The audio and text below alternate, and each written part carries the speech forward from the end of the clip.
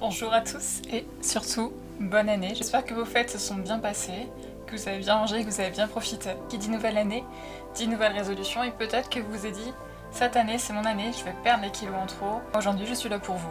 Que ce soit pour perdre quelques kilos, que ce soit juste pour améliorer son alimentation ou alors que ce soit parce que vous avez des maladies, je vous propose aujourd'hui qu'on aborde le point de l'équilibre alimentaire. On voit plein de choses partout sur l'équilibre alimentaire. En vrai, c'est pas si compliqué que ça.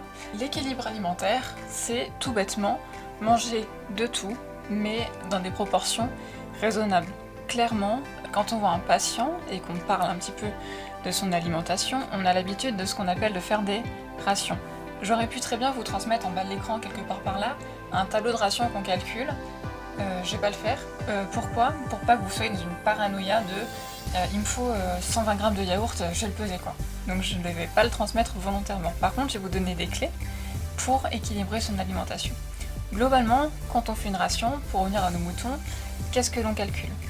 On prend en compte le laitage, le pain, la viande, les céréales, le sucre, le beurre, l'huile, les pommes de terre, légumes secs. Alors pour les viandes, c'est une moyenne. Pour un homme qui a des besoins de 11 000 kJ à peu près, il va avoir globalement la même chose qu'une femme. En tout cas, ça va être les mêmes aliments, mais ça va être seulement les proportions qui vont être différentes. Globalement, ça va être quoi ? Ça va être une portion de fromage de 30 grammes par jour. Ça va être un bol de lait. Ça va être de yaourt nature, 3 morceaux de pain, une portion de viande. On va avoir 2 pommes de terre moyennes, 30 grammes de pâtes, et semoule, les céréales, 20 grammes de beurre, 20 grammes de sucre et l'huile un petit peu. Je n'ai pas abordé un point hyper important dans les rations, ça va être surtout la proportion de fruits et des légumes. On va dire 3 légumes dans la journée et 2 fruits dans la journée. Alors je m'explique. 3 légumes, 2 fruits. Vous allez me dire, ça fait beaucoup. En fait non, pas tant que ça. Parce que le fruit par exemple, on peut le consommer avec la pulpe le matin en jus. D'accord ? Comme ça nous fait le jus, le café, un yaourt, un morceau de pain, du beurre. Bim, notre petit déjeuner est fait et on a fait un tri dans notre ration. Ensuite, déjeuner, ça peut être très bien une betterave râpée avec des pâtes, une poêlée de courgettes, un filet de poulet avec huile d'olive. On peut se faire plaisir le midi en prenant notre petit morceau de fromage, le petit morceau de pain qui peut rester, une compote. Donc pour le soir, on peut très bien faire un potage. Comme ça, on prend nos pommes de terre, on prend des légumes, donc ça on va estimer à 100 grammes de légumes. On peut très bien faire pour une personne un mélange de légumes. Il n'y a pas de problème là-dessus. Quand je dis un légume, c'est un poids de légumes, ok ? Donc là, c'est bon. On peut prendre également une omelette avec une pomme. Pour la femme, ça peut être globalement la même chose. Par exemple, de yaourt, pour le calcium notamment, surtout si c'est une femme enceinte aussi à la moins de 20 ans. Il faut savoir que le capital osseux se fait avant l'âge de 20 ans, donc il faut manger un max de laitage avant. Avec du coup moins de viande, moins de pain, donc ça va être plutôt un quart de pain, et après on va réduire simplement par le gras, donc on va mettre 10 grammes de beurre, 20 grammes d'huile. Au niveau du sucre, ça va être pareil, ça va être 15 grammes. C'est pareil, vous allez me dire, oui mais j'aime pas le lait. Et bah très bien, la quantité de lait que vous allez avoir dans votre ration, vous pouvez la remplacer par yaourt, des fromages blancs, des choses comme ça. Je vois venir certaines personnes qui vont me dire « Oui, mais moi je suis végétarien ou vegan, le calcium on peut le trouver ailleurs et on peut très bien consommer du calcium par les légumes, par les légumineuses et par les os, parce qu'il y a pas mal d'eaux qui sont riches en calcium et ça c'est intéressant. Mais il faut savoir que quand même le calcium apporté par les végétaux sont moins bien assimilés par l'organisme que le calcium animal. C'est pareil, l'eau dans l'équilibre alimentaire, elle est hyper importante pour trouver le calcium, pour trouver le magnésium, pour trouver le zinc, pour trouver le sel. Mais ça vaut mieux éviter du coup, attention aux boissons gazeuses. Voilà globalement un petit peu ce qu'est l'équilibre nutritionnel. On peut très bien se faire plaisir, un repas par semaine, là il n'y a pas de problème.